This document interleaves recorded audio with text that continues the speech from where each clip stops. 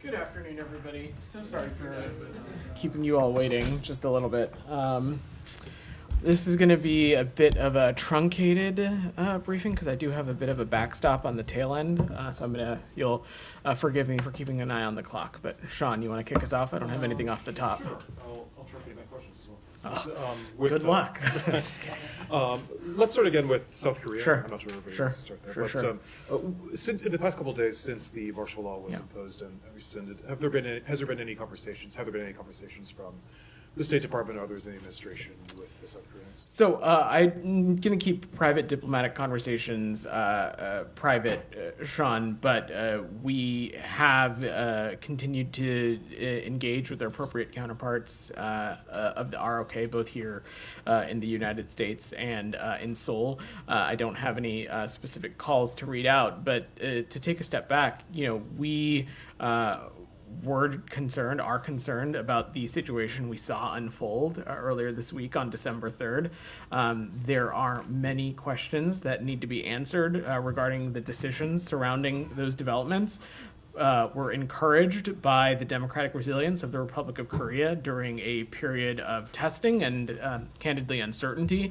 And we're continuing to expect that the Republic of Korea's democratic system and democratic process will prevail. And most importantly, we reaffirm the accomplishments we've made in our bilateral relationship. And we'll continue to advance all of those priorities with the ROK, as well as advance our robust trilateral partnership with Japan as well. These efforts, in our point of view, they're at the core of our shared values, and we think that they're vital to prosperity and stability in the Indo-Pacific. In our viewpoint, our alliance remains rock solid, and the American people stand shoulder to shoulder with the people of the Republic of Korea, and we warn against any provocations or threats to that alliance. You said that many questions need to be answered. To follow up on that, obviously President Yoon was the one who opposed the martial law and rescinded it. Is it going to be business as usual with him? I know there's an impeachment proceeding against him, and presumably we're waiting for that as well. But from the U.S. perspective, can you carry on with him the same way that you did before the martial law? So first, the impeachment process that you mentioned, that is an internal process within the ROK, which we expect will be handled in accordance with the ROK Constitution. We continue to support the rule of law and democracy in the ROK, which we think are the foundational pillars of our alliance.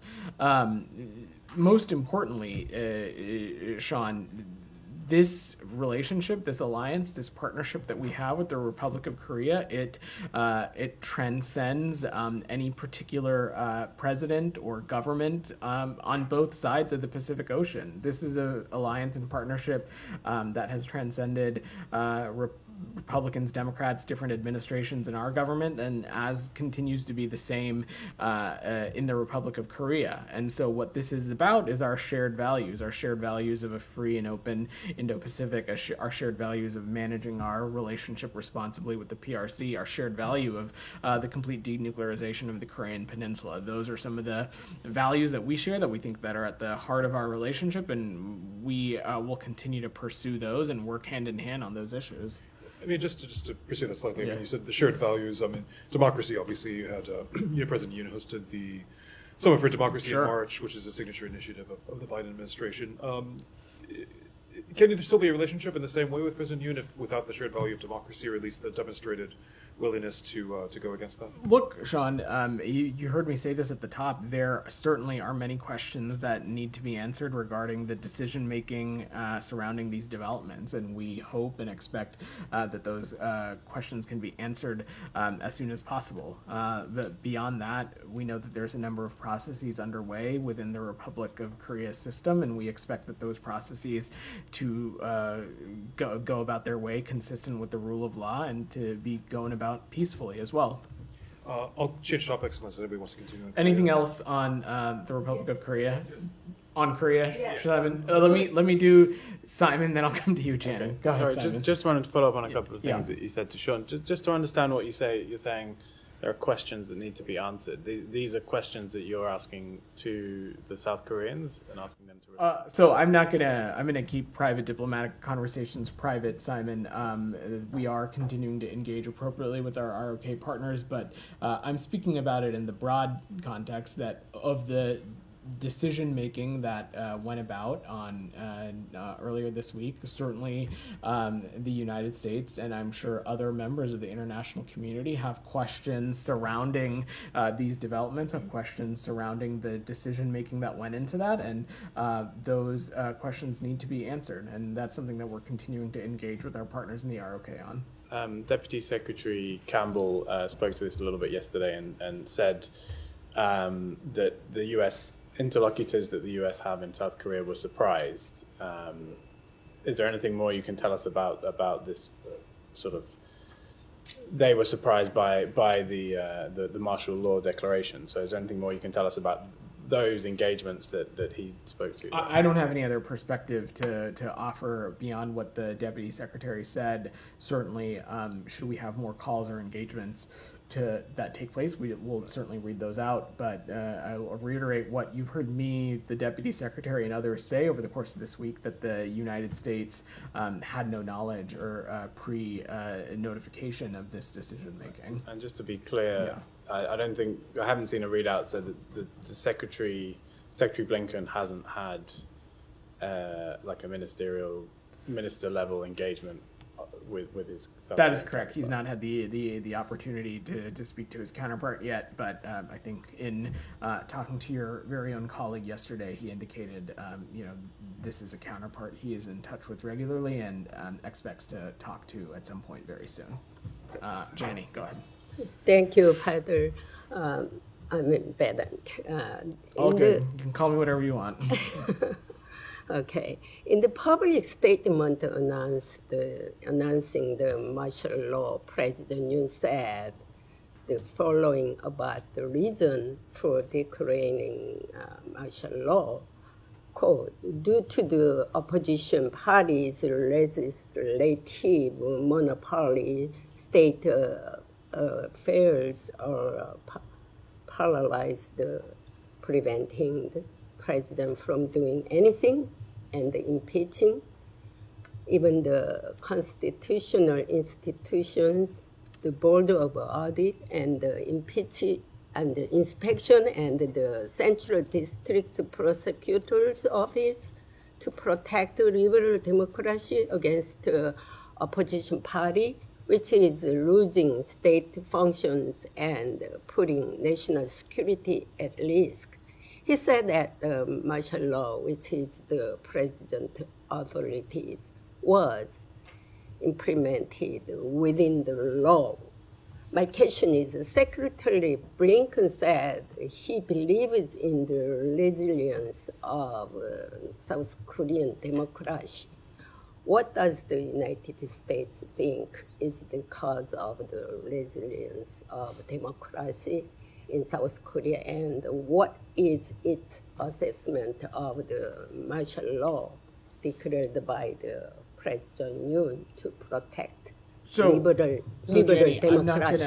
I'm not gonna try to opine, or certainly not for us to draw any conclusions on what caused some of this decision making. And as I said to both Sean and Simon, there's a number of questions that both we and the international community have, and those questions certainly need to be answered. And the issuance of martial law and the implications that such a measure would have had for individual rights and liberties certainly is a matter to be taken incredibly seriously. And the rescinding of martial law in accordance with the National Assembly vote, in our view, was a demonstration of the ROK's democratic resilience during a period of uncertainty. And as I said to Sean just before, there are processes underway within the Republic of Korea. We expect those to be handled in accordance with the ROK Constitution.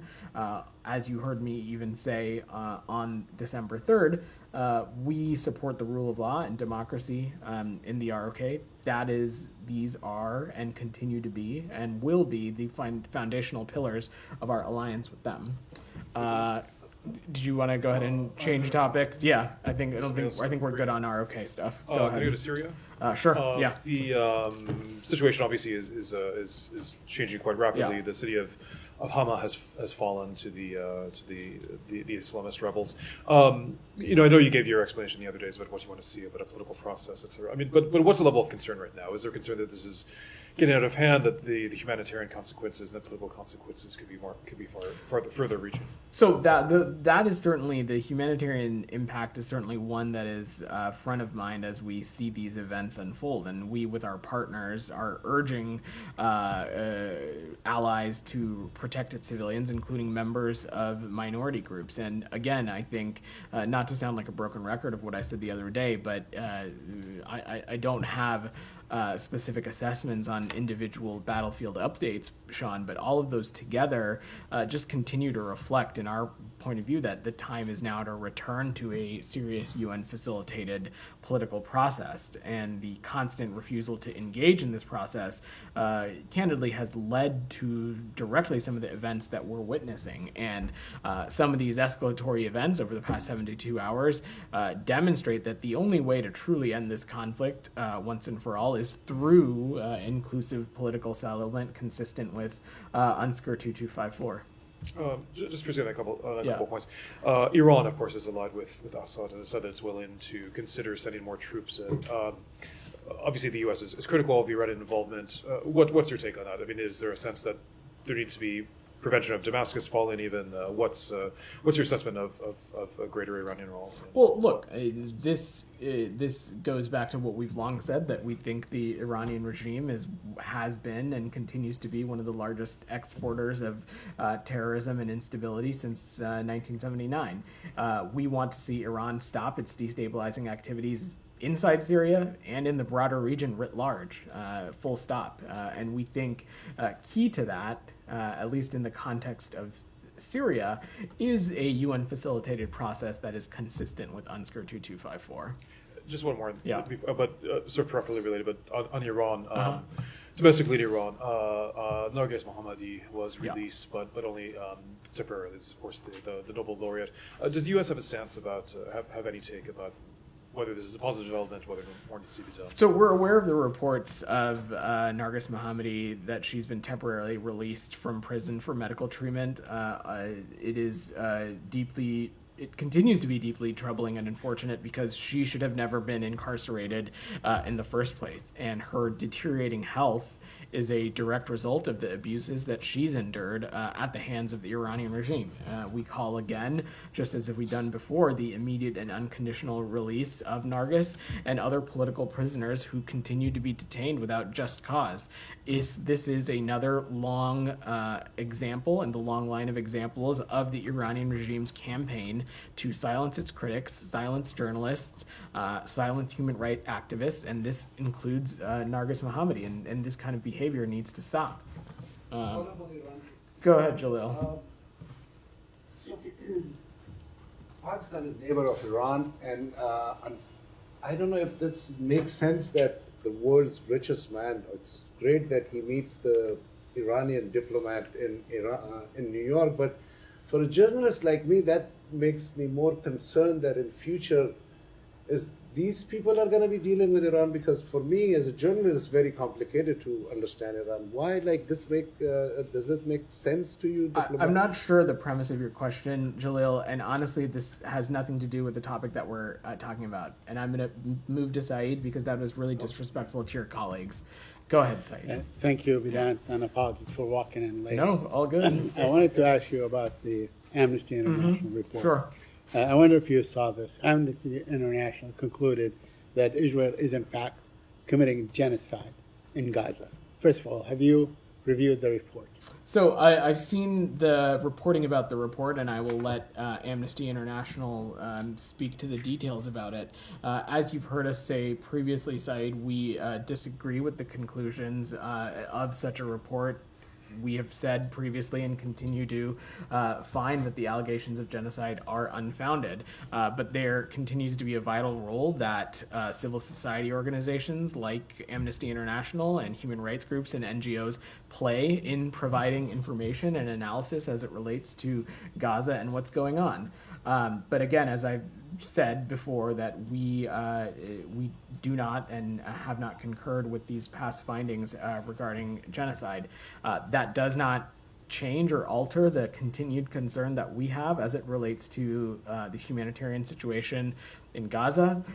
It does not change the continued concern that we have as it relates to this conflict's impact on civilians and civilian casualties. And we continue to stress at every turn that there is a moral and strategic priority for Israel to comply with international humanitarian law. And that is something we're going to continue to raise with partners in the region and directly with Israel. But ultimately, Saeed, truly the best thing that can happen if we want to see improvement in the humanitarian conditions in Gaza, if we want to see the remaining hostages return home, and if we want to see an end to the conflict, is for the parties to work towards an agreement to stop the war. And that's what we're continuing to be focused on. No, so let me just follow up on this, because now we have Amnesty International. Before that, we had Human Rights Watch. We have all the UN organizations, all the human rights organizations, probably throughout the world.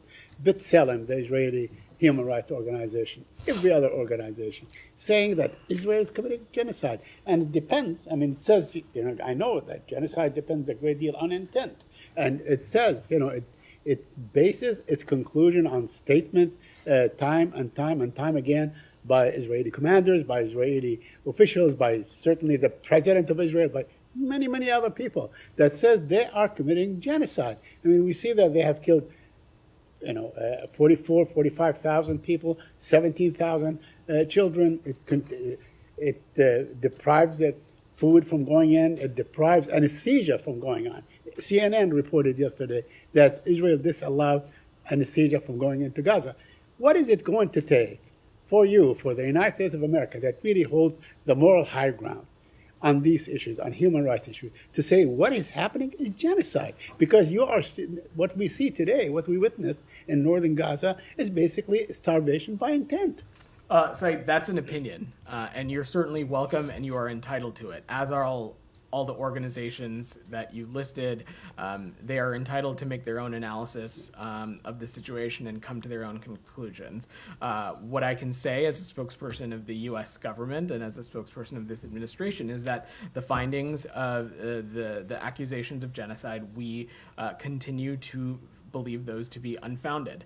That does not change, and that does not change the prioritization and the stress and the emphasis that we are placing on ensuring that there is appropriate access to humanitarian assistance, ensuring that every possible measure is taken to protect civilians, ensuring that we're doing everything possible to bring this war to an end. People, organizations, groups are entitled to draw their own conclusions. The U.S. conclusion is that these allegations of genocide are unfounded. There are, and there continue to exist, a number of avenues within the U.S. government in which we are looking at what's happening on the ground, where those assessments continue to be ongoing, but I don't have any update to provide. So if you indulge me just a little bit, I mean, look, we have seen almost 2 million people being forcibly moved from one place to another. This morning, Al-Mawasi was bombed, an area that Israel designated as safe haven for people to go to. They bombed it, they killed 20 people. What does it take? Does it have to the whole population of Gaza has to be annihilated for you to term it genocide?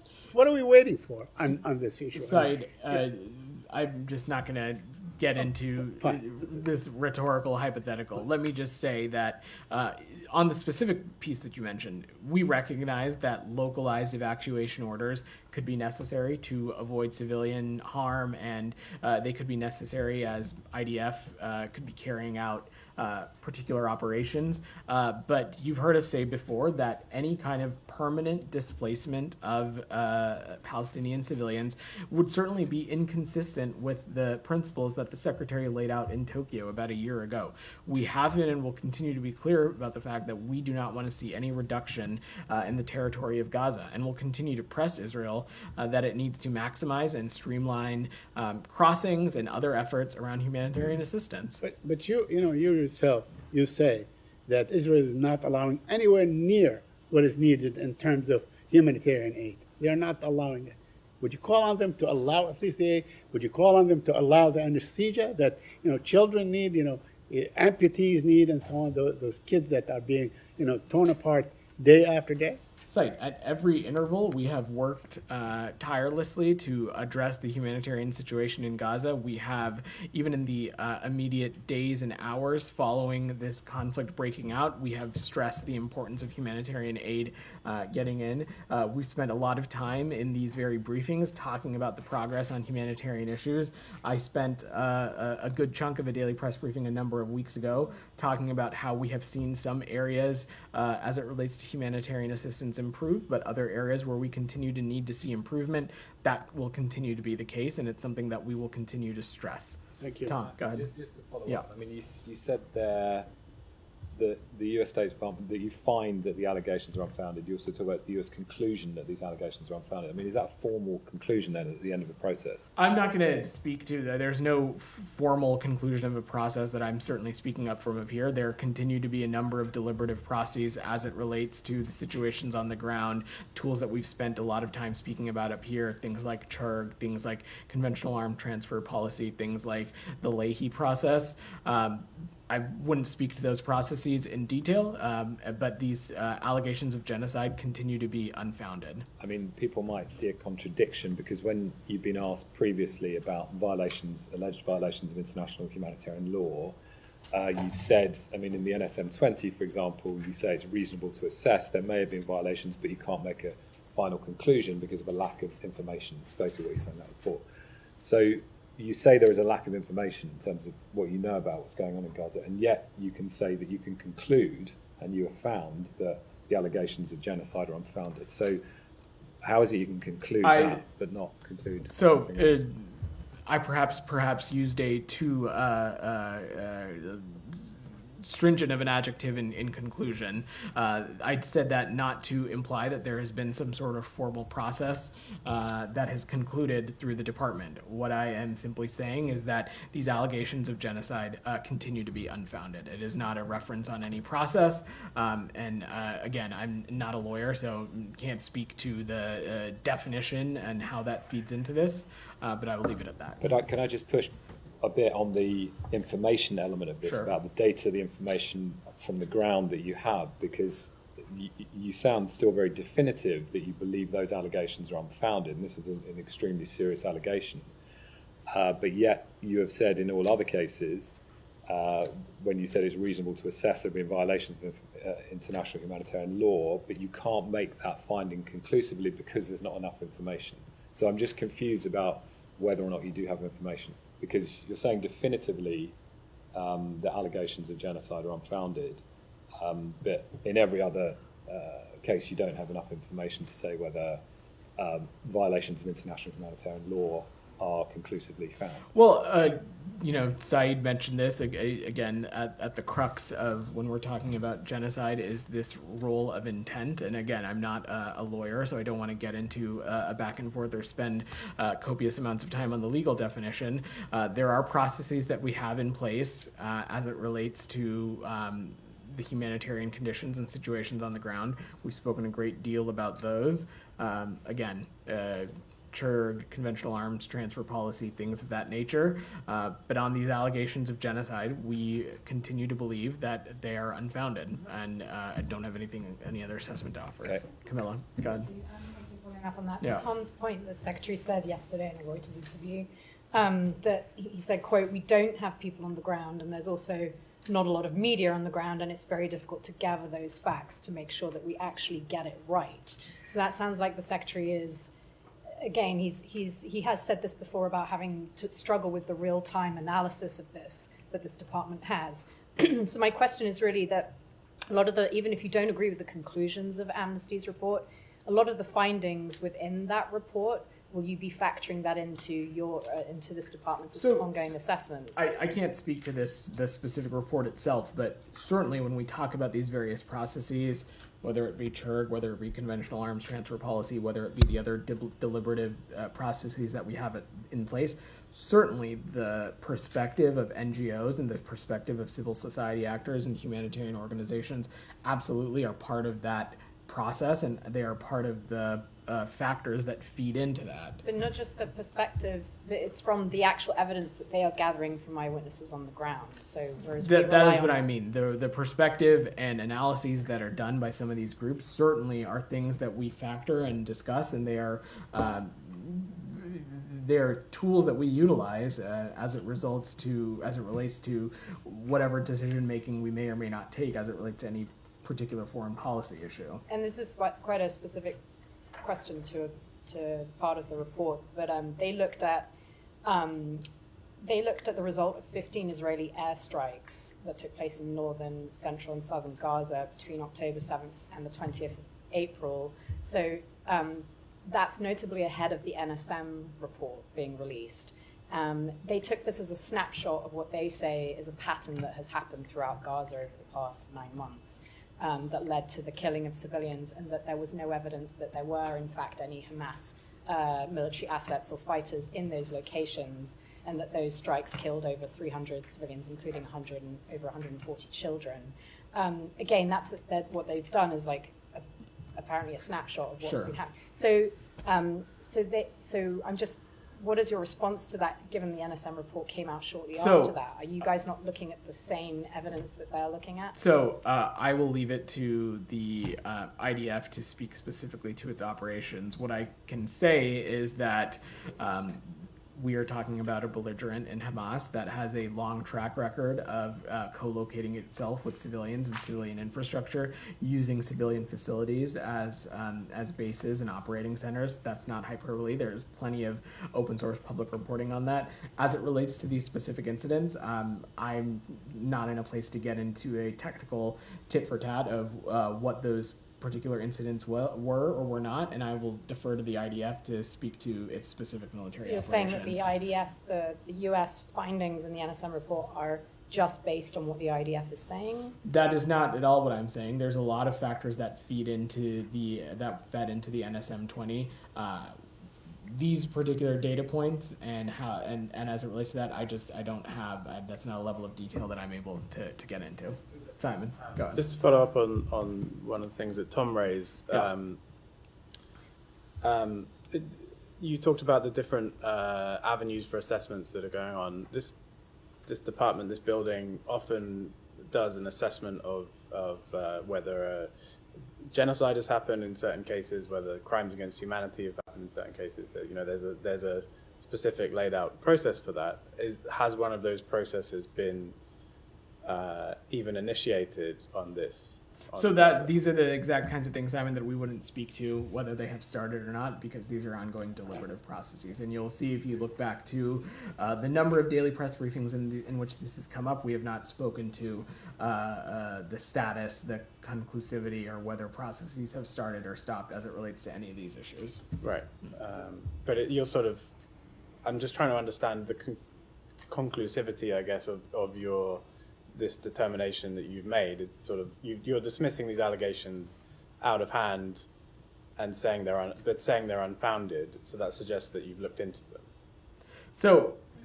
And come up with a conclusion. I'm not going to speak to the deliberative processes that this department may or may not have at its disposal on the accusations of genocide, both in this instance and in previously when it's come up in the context of the ICC. We continue to find those findings to be unfounded. I'm not in a place to talk about any of the processes that we have at our disposal. And the Israeli Foreign Ministry, just a couple more. The Israeli Foreign Ministry has called Amnesty International a deplorable and fanatical organization, called it a fabricated report. Do you agree with that? Certainly wouldn't agree with the characterization of that. As you heard me say to Saeed, we think that there is an important and vital role that NGOs and humanitarian groups like Amnesty International play in the analysis work that's being done as it relates to the conditions in Gaza, and certainly would not categorize them as deplorable or any of those other words.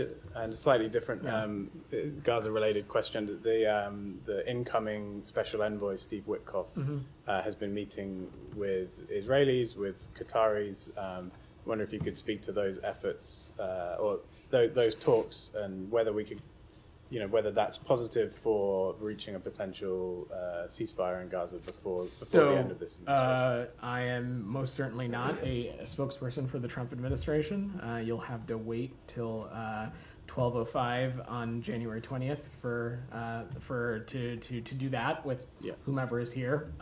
But what I can say is that we continue to work. This administration, President Biden, Secretary Blinken, continue to work day and night to secure a deal that would free the hostages and bring about a ceasefire in Gaza.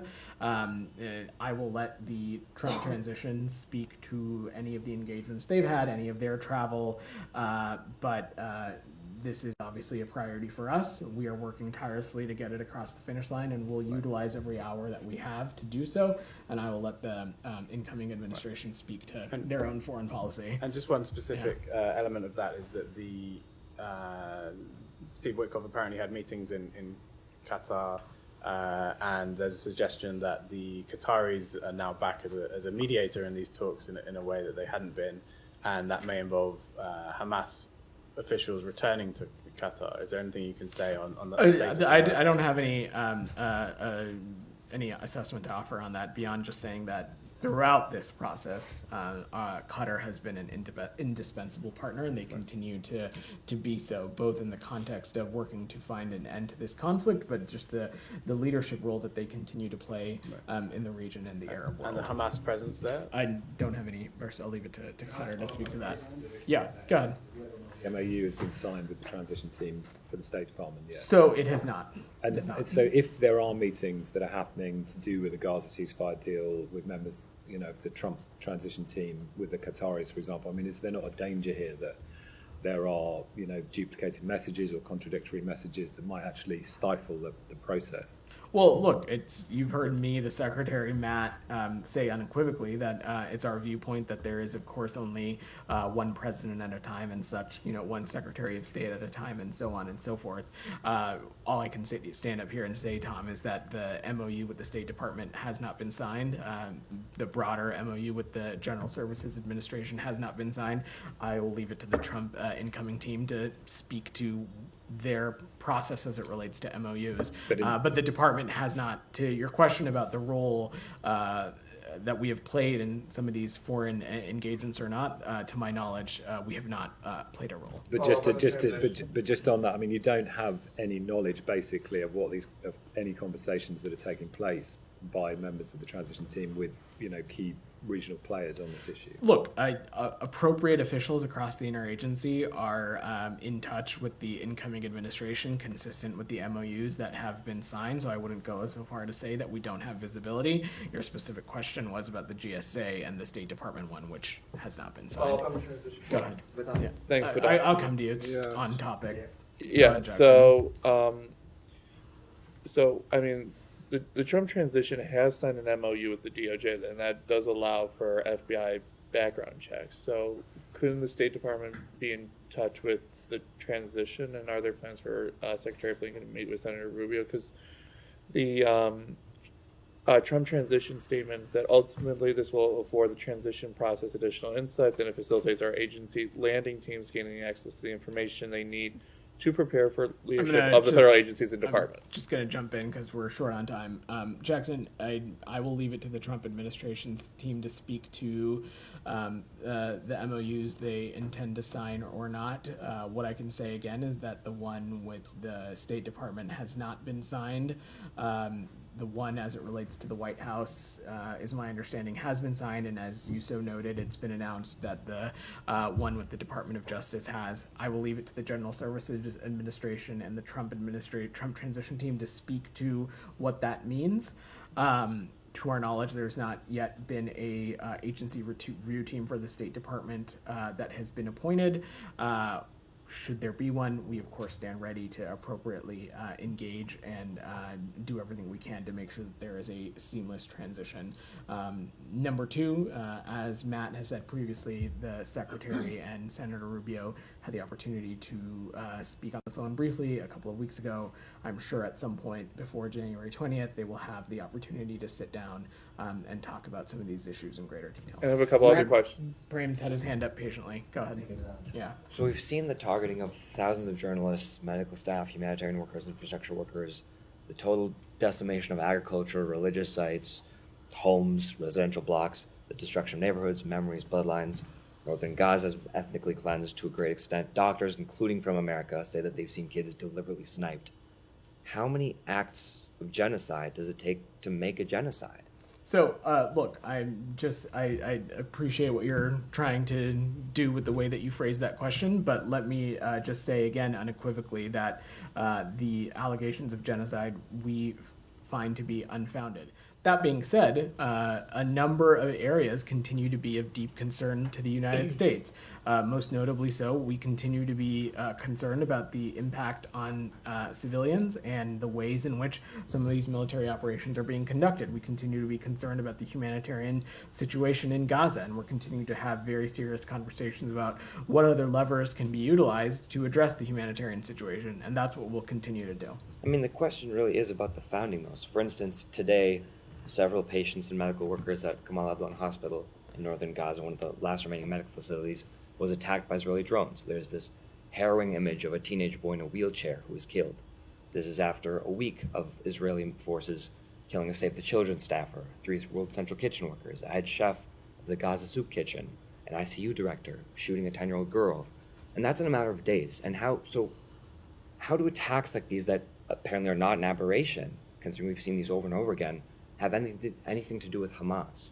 They certainly are an aberration. When we have seen civilians impacted, when we have seen places that would be consistent with civilian infrastructure, like hospitals or schools, when they have become sites for kinetic activity, those are things that have become great concern to us and are things that we raise directly with our partners in Israel. I will use the hospital that you mentioned as an example. We have been incredibly clear that fighting in and around hospitals it should not happen, and that parties are called on to respect the protected status of these kinds of facilities, and that's something that we'll continue to stress additionally. The point, Prem, is that these things are not mutually exclusive. We can continue to have these areas of deep concern and continue to stress and their importance and stress how there needs to be better decision making. There needs to be additional steps taken, whether it be on civilians or humanitarian situation. That does not equate to allegations of genocide being accurate or founded. And so that's Amnesty actually made the same point in the report, that they had said that one stated goal of attacking Hamas, for instance, does not preclude the possibility of committing war crimes or committing acts of genocide.